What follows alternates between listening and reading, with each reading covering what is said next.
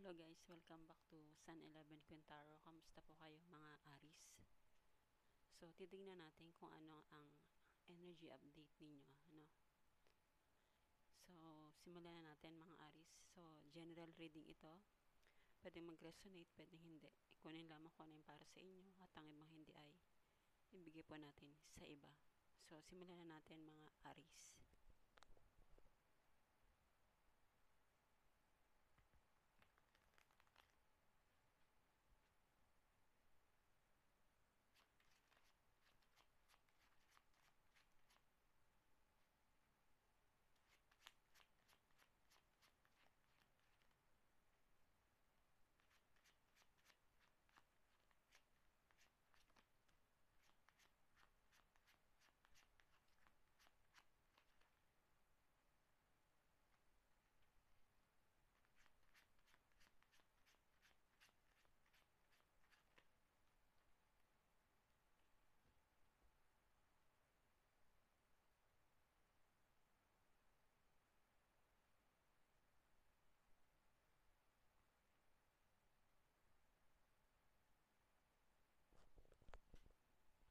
Okay, Aris.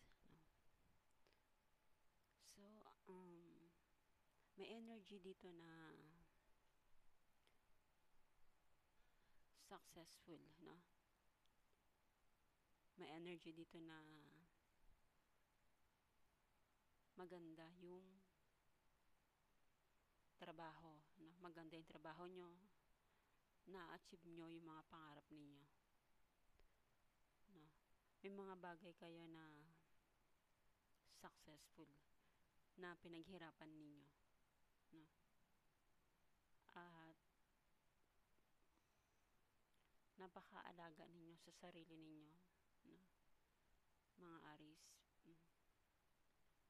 At inaalagaan nyo rin kayo ni universe, no? Dahil siguro mahilig kayo di sa mga nature ng mga Aris. Mahilig kayo sa mga halaman, mahilig kayo sa mga hayop, siguro may mga alaga di kayong ditong ibon, no? Kaya binabalik din sa inyo, no? Binabalik sa inyo ng universe kung gaano nyo pinahalagahan yung mga nature, no? Yung mga alaga din nyo, mga alaga nyo rin na mga hayop, inaalagaan nyo rin tulad ng pag-aalaga ninyo sa sarili ninyo, no? So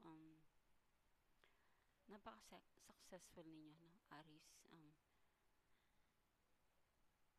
At siguro dahil dyan sa natatamasa ninyo, no, Aris, siguro kailangan mo rin magpahinga, no? Kailangan mo rin i-relax yung sarili ninyo. At pasensya na po, malakas ang ulan. Kailangan nyo i-relax ang sarili ninyo. Kasi siguro sobrang pagod na din kayo, no, sa trabaho ninyo. At siguro may times din na nagkakaroon ng conflict sa trabaho ninyo, no? May mga bagay kayong hindi na nagagampanan sa trabaho siguro, no? Kasi meron ako nakikita ditong conflict. May mga conflict kasi. Siguro may mga tauhan kayo or meron nakikipag kompetensya sa inyo, no? In terms of trabaho ninyo. Siguro nga dahil nga sa magaling kayo, marunong kayo, as in talagang stricto sa trabaho. Talagang trabaho kung trabaho, no? Hinihiwalay ang pakikipagkaibigan. So may mga sitwasyon na ganon na siguro kailangan mo ring i-relax yung sarili mo kasi may mga complicated, no? Komplikasyon na nangyayari in terms of trabaho ninyo, no? At kailangan nyo rin sigurong umiwas, no? Kailangan nyo umiwas sa mga taong toxic, no? Nagkakaroon na ng toxic kasi dahil nga sa natatamasa ninyong successful, no? Kaya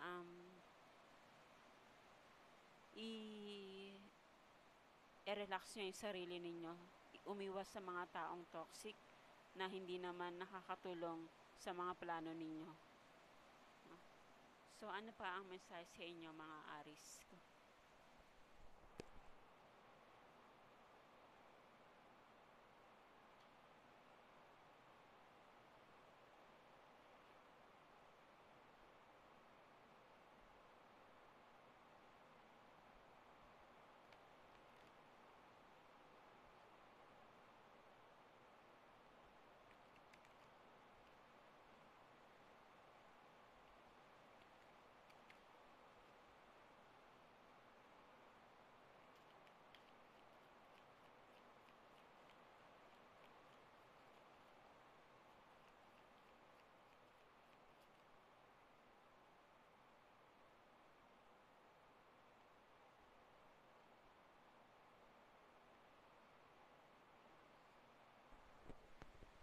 Okay.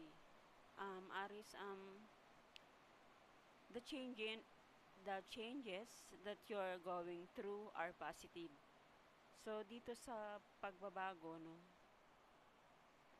dahil nga, yun nga, meron kasing toxic, no, may mga toxic sa paligid mo or may mga hindi magkasundo ng mga trabaho siguro or sa neighbor or kahit sa or sa ginagawa mo in terms of money. Siguro kailangan mo munang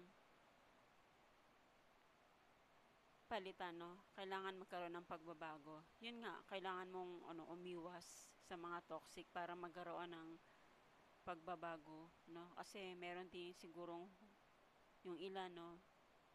Dahil nga sa successful na tatamasa mo, mayroong mga taong naiinggit, no? So, siguro pagdasal na lang ninyo yung mga ganitong tao at ipasa Diyos nyo na lang.